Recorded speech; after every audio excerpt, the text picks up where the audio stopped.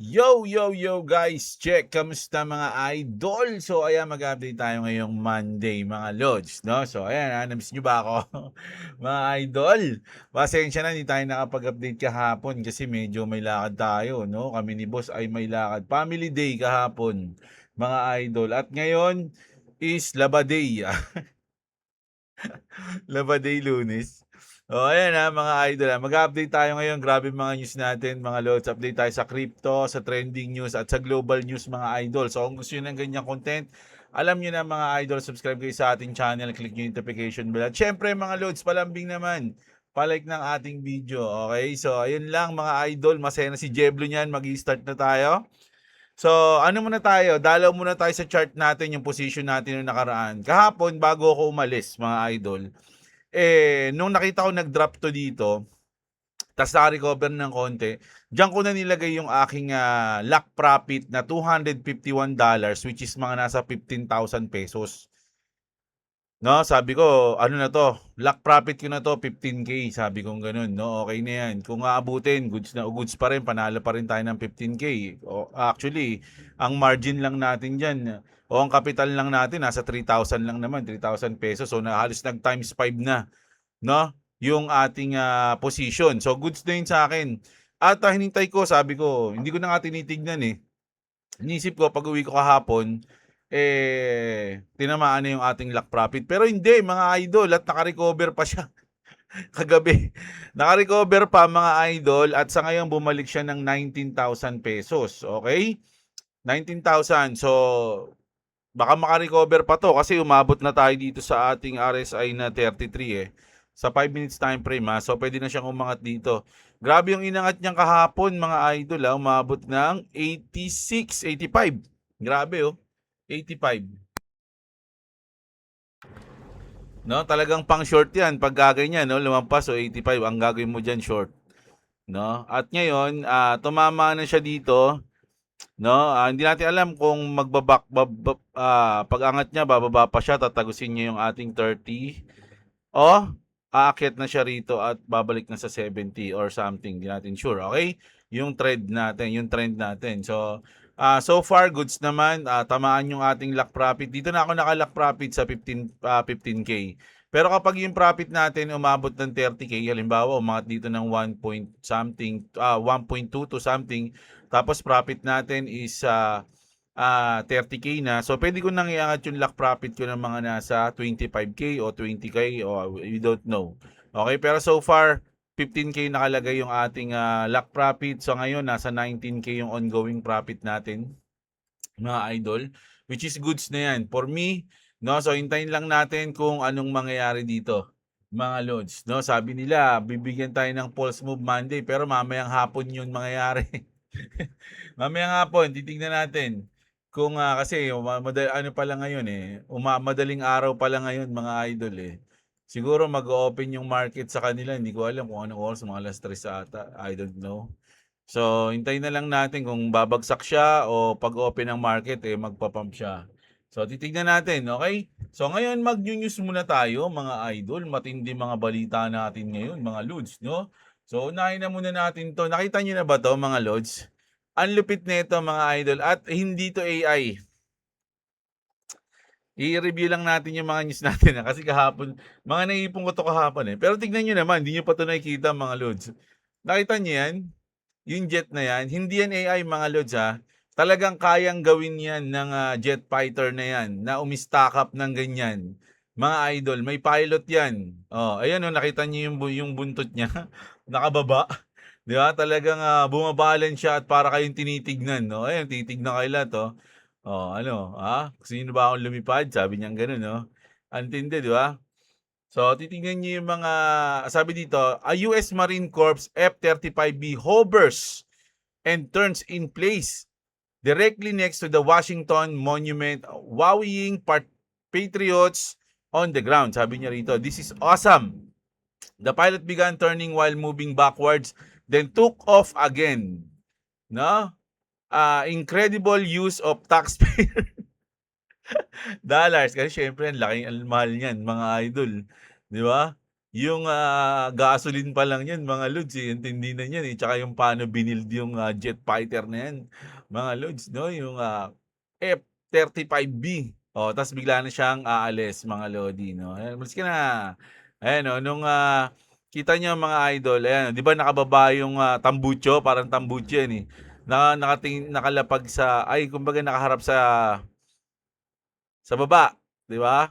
So, kapag lilipad na 'yan mga idol, haharap na 'yan dun, 'no? Ayan, oh, tumiklop na yung kanyang mga gulong, and then ayun na, lilipad na siya papunta dun. Oh, tagal, Oh, ayan, oh, ayan, oh, ayan, oh, unti-unti nang umaano dun, 'di ba? Oh. Tapos saka siya hahataw ngayon. Ayan, nasaan na? Buhay natin. And boom! Ayun na, umarap na sa likod, oh. Ang galing, 'di ba? Mga idol. Oh. Tao Motors. Oh, tapos eto mga lodi, ah, the largest fireworks show in the history of the world has just kicked off in Washington DC. 850,000 munitions, tama ba basa ko diyan? Last year was 220,000. 20,000 lang last year. Mga idol, ngayon 850,000. Trump promised to make it happen and he made it happen. Alam niyo kung bakit big deal to mga idol? Kasi bawal din kasi yung fireworks dyan, eh, sa kanila mga lods. Pero yung ginawa to ni Trump, grabe, 850,000. Dahil yan sa July 4 celebration nila, mga idol, no? Sobrang tindi niyan mga lods. Pero syempre, merong mga hindi magpapatalo. Tignan niyo naman yung ginawa dito. Part, oh, di ba? Mga idol, hindi yan AI din, mga lods, no? Hindi AI yan. Oh. Who gave the intern access to the drone system files again? This display are starting to get absolutely wild. Oh, ay, nakita nyo? Drone yan. Pero mga lodi, hindi yan AI. Isa tong tribute mga lods kasi magkakaroon ng Jackass movie. Alam niyo ba yung Jackass? Mga lods, so sila yung may pakanahan yan. Kumbaga ano yan, tribute yan doon kasi kasama yan sa movie nila, mga idol, yung sa Jackass. Okay, kilala niyo naman 'di ba yan? Sila Johnny Knoxville, sila Steve-O, sila basta nakalimutan ko na yung pangalan nila, sila Wiman, 'di ba? Hindi ko lang alam kung kasama pa si Bam kasi medyo nahiwalay sa kanila si Bam Margera, eh. So ayan mga idol, 'no, isa yan kasama yan. Ang kulit, eh, 'di ba? So ayan yung mga trending malupit na news natin na nangyari ng mga nakaraang araw. At isa pa 'to, mga lodi, 'no, kilala niyo na yung Iron Lady, nababalita natin 'to, 'di ba? Nakita niyo naman pinost 'to ni Donald Trump mismo, mga lods, 'no? President Trump just posted this line of Italian Prime Minister Giorgia Meloni after Trump said she desperately wanted a photo with him. Restraining order needed kasi kumbaga sinabi ni Trump na gusto magpa-picture sa akin yan, eh. Pero kung titingnan niyo yung mga interview ni Giorgia Meloni, mga lodi, eh, talagang tutol siya kay Trump, mga idol, no? Talagang galit siya diyan. Hindi naman galit, pero hindi siya magpapahawa kay Trump, parang ganun yung nangyayari. Kaya ito yung pinost si Trump ngayon na picture. Para niyang minamak o hindi ko alam, inaasar siguro si Georgia. Okay? So, ayan, ang kulit ni Daddy, no? Ito, meron nag-comment sa atin. Nabasa ko, syempre lahat naman ng comment natin is nababasa ko. Ano comment nyo is nababasa ko. Paliwanag daw natin kung ano yung Clarity Act, mga idol, no? So sabi rito, what actually changes the day the Clarity Act passes? Most tokens get a legal home. Kasi nga, dito madidistinguish, mga idol, pag naipasa yung Clarity Act, kung saan ka nababagay na token. Sa CFTC ka ba o sa SEC? Yun, ano ba yung sa CFTC? Commodities. Most token get a legal home. Digital commodities move under CFTC spot market oversight. So, kapag ikaw commodity ka, mga idol, ibig sabihin utility token ka, no?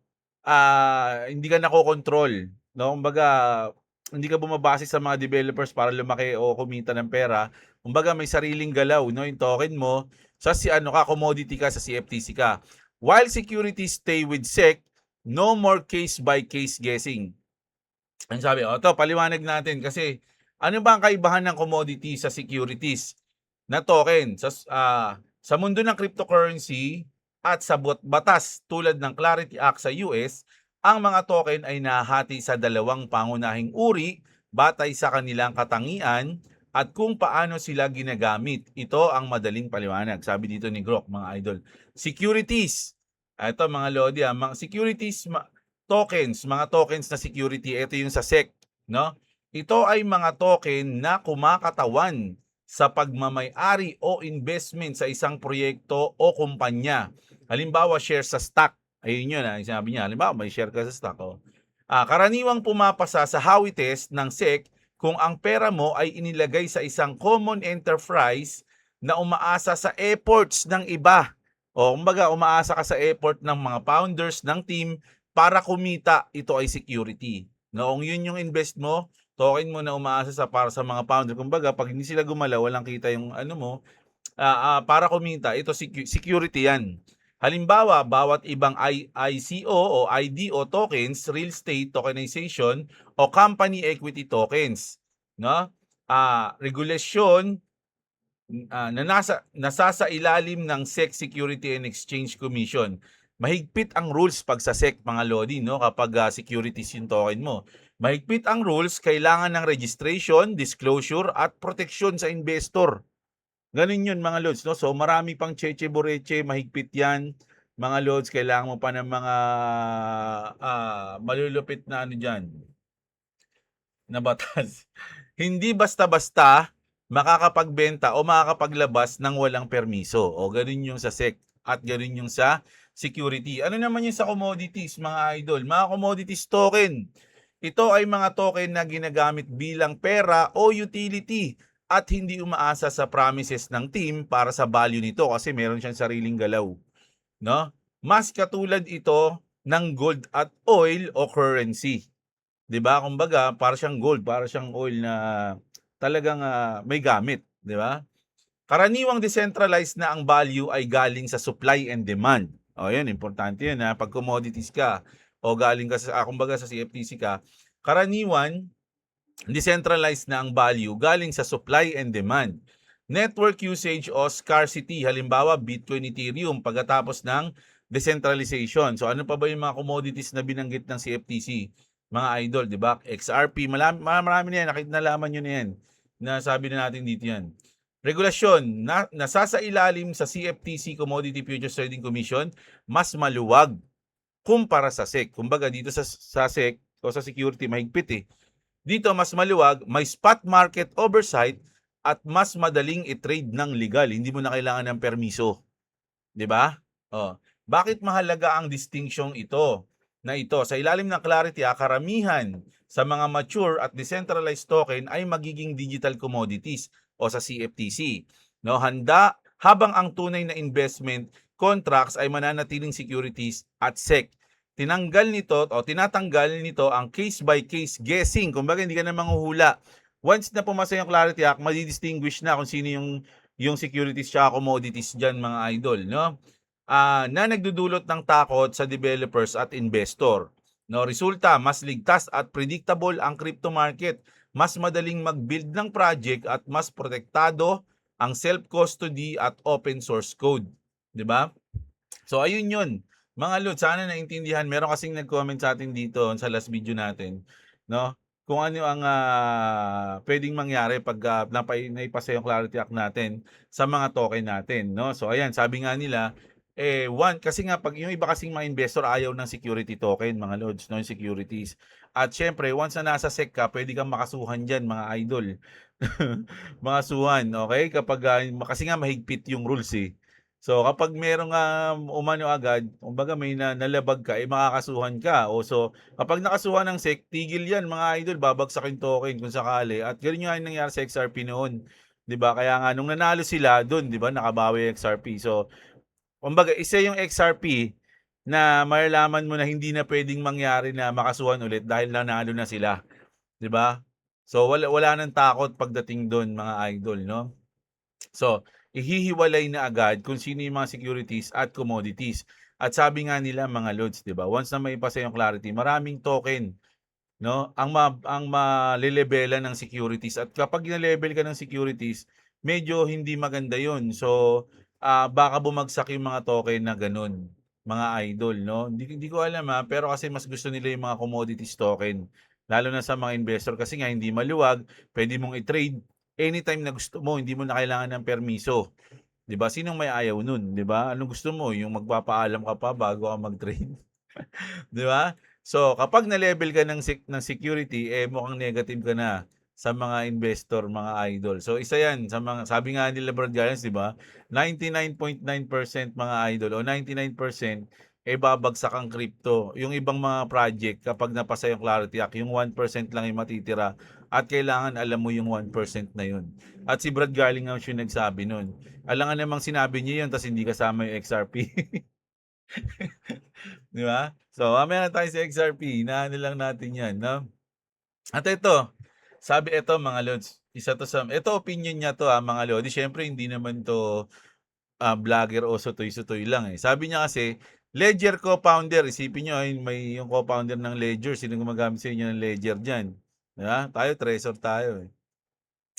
Ledger co-founder says a Bitcoin at $1 million means the world has gone to shit. Sabi niyang ganun. So, kapag umabot ng $1 million, mga idol, ibig sabihin, ang mundo daw ay medyo masama na ang nangyayari, no? Sabi niya rito, sabi ni Eric Larchabeke, said a world where Bitcoin reached $1 million or $10 million is one with a lot of suffering. Kumbaga hirap na. Bakit naman ganun? In a perfect world, Bitcoin doesn't have any value. Who cares about Bitcoin kung perpekto ang mundo? 'Di ba? Maayos ang lahat. Ibig sabihin, kapag ikaw, masyado mo nang pinahalagahan yung Bitcoin, magulo na yung mundo nun. Parang ganun yung sinasabi niya. He said, in a world with wars, failing money and politicians selling short the future, everything goes to shit, sabi niya, mga idol. For someone in Iran, it is life and death. For someone in France, they do not even understand the need. Kung ano, kumbaga, kung nasa Iran ka, parang kailangan natin ng Bitcoin, ganito, ganyan. Kasi ito lang yung bubuhay sa atin. Kasi yung mga currency dito sa atin, bagsak na o ganito na. Wala nang value yung mga ibang ano dito. Kung may Bitcoin ka, global kasi yun, importante yun. No? Pero kung maayos naman yung bansa mo, lima, tulad ng France, walang gera, hindi magulo, hindi nila kailangan yun. Kasi gumagana ng maayos yung fiat money nila, gumagana ng maayos yung ganito nila. Parang ganun yung sinasabi dito ni Eric, mga idol. No? Sang-ayon ba kayo sa kanya? Di ba? The worlds go into shit. Oh, dito tayo ngayon. Pero syempre, marami pa ring bully, syempre naman. Maraming dahil siguro nga magulo na yung mundo. Kaya marami pa rin mga idol ang syempre umaasa sa Bitcoin o pinapahalagahan ang Bitcoin o ang crypto, no? Tulad ni Michael Saylor says, big tech and banks will embrace Bitcoin. Michael Saylor says Bitcoin is heading straight into the core of the financial system. Mga idol, no? They're going to let you hold your Bitcoin on your iPhone, on your Android phone. Kumbaga, magano siya magiging kaimportante o kahalaga, mga lods, no? Magiging essential na yung Bitcoin. Mga idol, no? Kailangan mo ng Bitcoin. Parang ganon. May mga siguro kailangan bayaran na hindi tumatanggap ng fiat money. Kailangan crypto lang. Kailangan Bitcoin lang. His vision, banks lend against BTC, insurance companies support it, families use it as savings, and businesses raise capital through it. Ganun daw siya ka-importante, mga idol, no? So, sangayon ba kayo, mga lodi? At syempre, eto na, kung si Michael Saylor bullish siya, syempre bullish din naman si Senator Cynthia Lummis sa Bitcoin at syempre kaya niya nga pinupush yung Clarity Act, eh. Senator Cynthia Lummis said live on CNBC that the Clarity Act will enable all banks to freely buy and hold Bitcoin and crypto. This will lay the foundation for the financial services of the 21st century.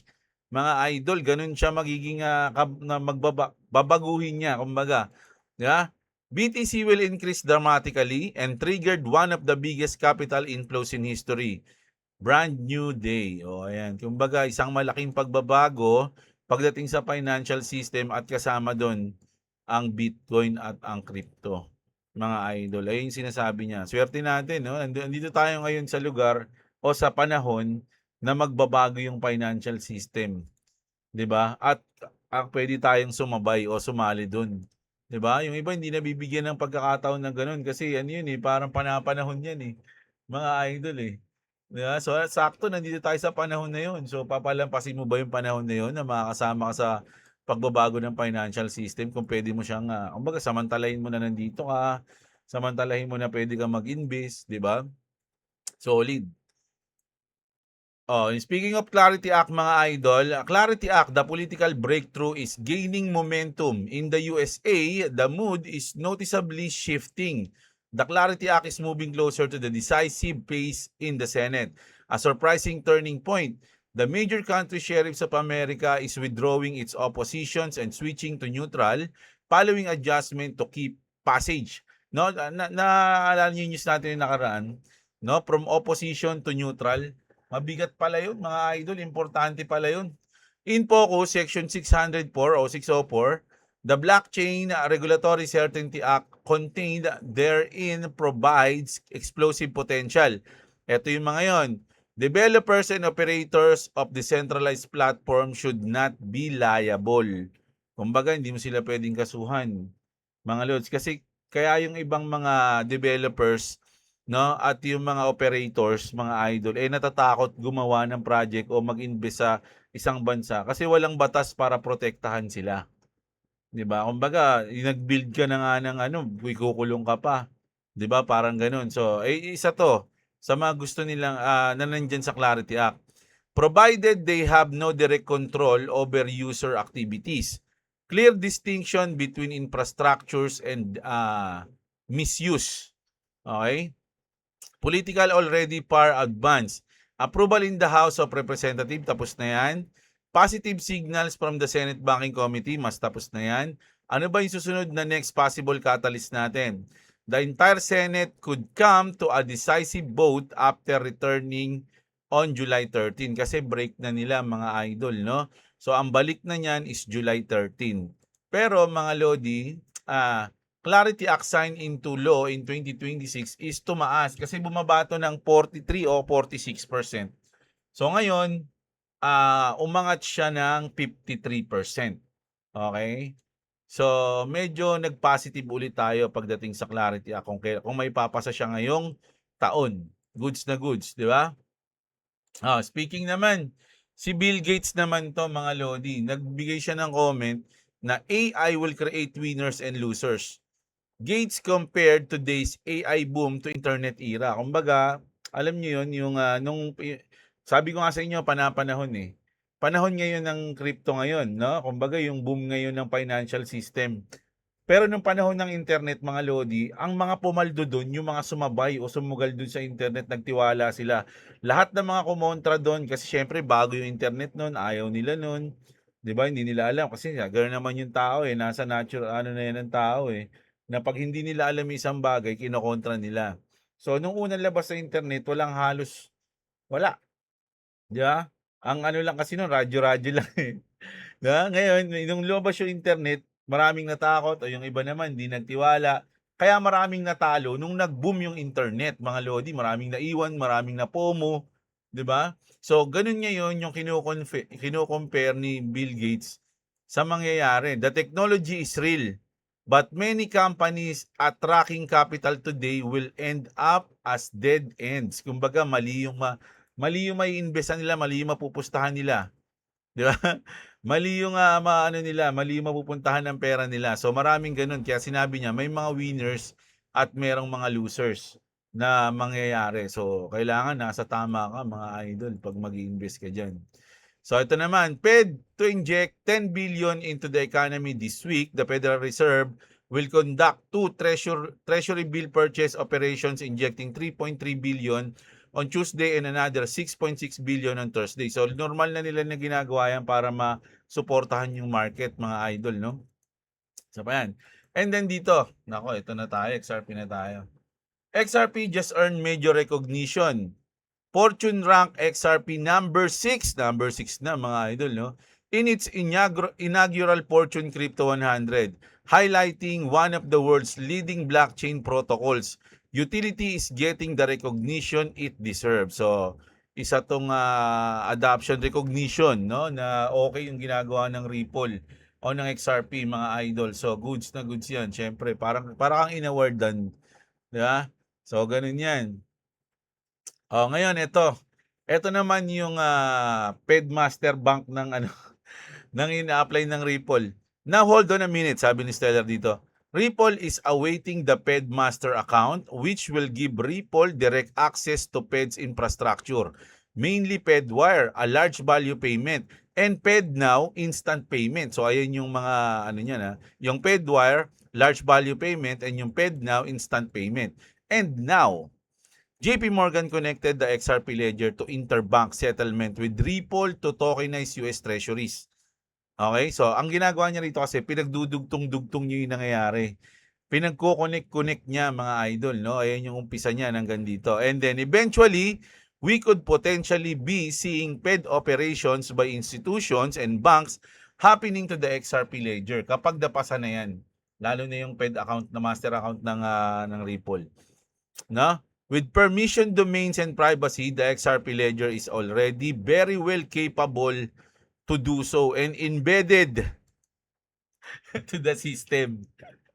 Ayun na, mga idol, no? So, kumbaga nandiyan na yan eh. Kumbaga hintayin mo na lang. Kumbaga nandiyan na yung obvious. Makikita mo na yung obvious na mangyayari mga idol, magpe-play na lang. Kumbaga nandiyan na yung script oh. Andiyan na yung istorya. Kaya lang hindi pa piniplay. Pag na-play yan, tas hindi ka pa naka-position, nahabol ka pa lang, eh di yun, doon ka mapopomo, di ba? Ang lupit, di ba? Ano nga ito pa mga idol Ito, labas na tayo. Ito isa sa mga trending and advanced technology news natin. Nakita niyo si Kuya na sumusunod yung payong sa kanya. Sabi rito, latest Canadian engineer John Che is going viral after revealing his umbrella that follows him around as if he is in a futuristic movie. Che created a fully autonomous umbrella that will assist people that need both of their hands while providing cover. No, kumbaga pag umuulan, syempre yung isang kamay mo unavailable na yun kasi hawak yung payong eh.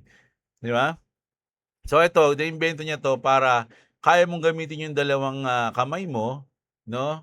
Kahit na habang na may pumapayong sa iyo at ito na nga yun.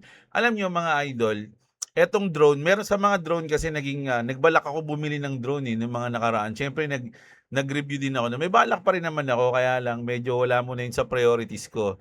Pero nag-review ako ng mga drones at merong mga program sa drones na pinapalo ka talaga. Kahit saan ka magpunta, isiset mo lang yun. Yung ano na yun, yung parang program na yun, papalo ka ng drones. Kasi yun yung mga nagko-content na halimbawa, nagja-jogging o kaya nagbabike. Dahil nga naman nagbabike sila, kinokontrol nila yung drones nila. 'Di ba? So meron talagang option sa drones na pwede kanyang i-follow. So siguro ito yung nag-a-apply dito at nilakihan niya lang yung umbrella niya, no? Parang nilakihan niya yung drone niya, 'di ba? At magaan lang naman siguro yung payong. Pera na lang kung sobrang lakas ng ulan. Nararamdaman niyo yun minsan kapag sobrang lakas ng ulan tapos nakapayong kayo sa labas, 'di ba? Parang ang bigat ng payong. Oh, ayun ang hindi pa nate-testing dito mga idol. At syempre nakita niyo naman no, hélice 'yan.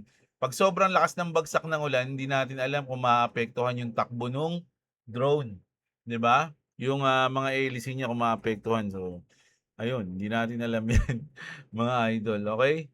So, balik tayo dito ngayon mga lods no sa ating chart mga lodi. Sa mga nagte-trade diyan, mga lodi, sa mga nagtatanong sa RSI daw kung saan ako tumitingin. Usually, ang tinitingnan ko kasi pag scalping talaga syempre 5 minutes, no? Yung iba naman, bumabalik tayo sa ayan, tulad niyan, parehas lang naman sa 15 minutes, sa 1 hour and 4 hours, no? Pero ako usually hindi na ako tumitingin sa mga yun eh. Sa totoo lang. Kita niyo sa 1 hour medyo mukhang pababa pa, 'di ba? May chance pa talaga siya na bumaba sa 1 hour. Lalo na sa 1 day. Sa 1 day hindi. Sa 1 day ang chance niya parang uptrend eh, 'di ba? Sa 1 day puwede pa siyang umangat dito, saka siya bumaba, mga lods. Medyo malayo-layo kasi pagka 1 day mga idol mahirap talaga 'yan. Pero usually ang, tinitignan ko 5 minutes and 15 minutes and 1 hour, ayan tatlo lang na yan minsan. Siguro kiniklik ko yung 1 day kasi nag-aabang ako sa 1 day ng sobrang lalim o sobrang taas, eh. Yung mga ganyan 'no, sa 1 day mo nakita, 85 talagang magso-short ka niyan. Ganyan 'no, 'di ba? Ta's kakakita ka rin ng, ganyan dito sa taas, ayan 'no, etong, ano 'to, 21, oh, puwede na yan talagang maglulong ka niyan, mga idol. Pero gano'n naman, bago ka pumosisyon siyempre tignan mo rin naman lahat ng time frame, mga idol. Pero ito kasing position natin, mas tinignan ko 'yan noon sa 5 minutes. Which is okay naman siya ngayon, 'no? So meron na tayong sure na ₱15,000 mga idol, 'no? So magbabakasakali na lang tayo na puwede pa siyang umangat ng mga 25. Kung magte-25 tayo ongoing profit, ilala ko na sa 20K 'yun, mga idol. Siguro mga dito banda 'yun, kasi nasa 19,000 na tayo, eh. So mga dito lang siguro 'yun. Pero siyempre bago ko ilak ng 20,000 'yun, dapat nasa 25,000 na 'yung chart natin. 'Di ba?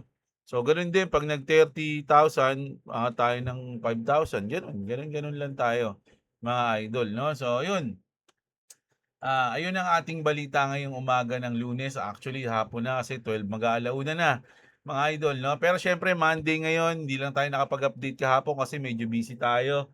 Nag-family day tayo, tsaka anniversary namin ni boss kasi kahapon, mga idol, 17 years, walang sawaan.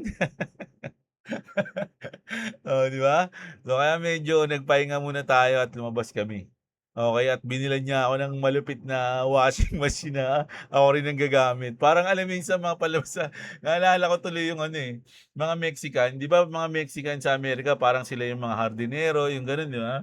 Tapos yung birthday ng isang Meksikano na ano nila, hardinero na niregaluhan niya ng gunting ng ano, pantabas. Akala pa naman ng Mexican malupit yung ireregalo, putik. Oo, ngayon gano'n din sa'kin dahil ako yung labandero dito, regaluhan ako ng washing machine. Pero okey naman kasi ang mahal ng washing machine, eh. Yung washing machine na binili sa'kin mga lods, nakakausap ko na nga siya, eh. Naglalabas na siya ng kusa, hindi lang siya nagsasampay ng kusa. Sabi ko kay boss bilhin niyo yung nagsasampay na, eh. Wala daw nagsasampay sabi nung crew dun sa SM, eh. Wala po nagsasampay sir, ano lang nagtuyo-tuyo lang, kayo na magsasampay sabi sa'kin. Oh, ayan, so kita-kits tayo mga idol mamaya ano, siyempre mag-upload na ulit tayo mamayang gabi. So kita-kits tayo mga lods 'no, alam niyo 'yan, i-click niyo yung notification bell para lagi yung updated sa ating mga video. Maraming maraming salamat sa mga nanood mga lodi, kapit lang alam niyo na ang mangyayari ngayong week na 'to, 'no? So mamaya malalaman natin kung anong update natin sa Clarity Act kasi meron daw mangyayari mamaya, eh, yun yung abangan natin, eh. Monday kasi ngayon, eh. So, kita-kits tayo mga lods. Maraming maraming salamat sa mga nanonood. Magandang araw sa inyo mga kapatid. At what's up mga idol. Love you all.